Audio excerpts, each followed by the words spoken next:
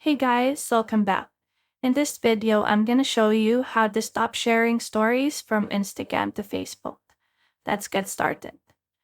Firstly, open up your Instagram app and go to your profile by clicking at your profile icon at the bottom right corner of your screen. Then, click the three horizontal lines at the top right corner of your screen and then go to Settings and Privacy. At the topmost board, you'll see Account Center and then just click that.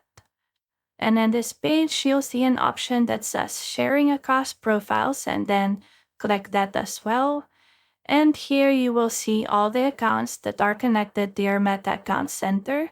So I'm just gonna choose my Instagram account. And as you can see here, your Instagram stories and your Instagram reels are automatically shared to your Facebook account. So to stop sharing stories from Instagram to Facebook, simply toggle the button off beside your Instagram story. And that's how you can easily stop sharing stories from Instagram to Facebook. If you have found this video helpful, simply leave a like below or subscribe because it helps me reach more people. See you soon!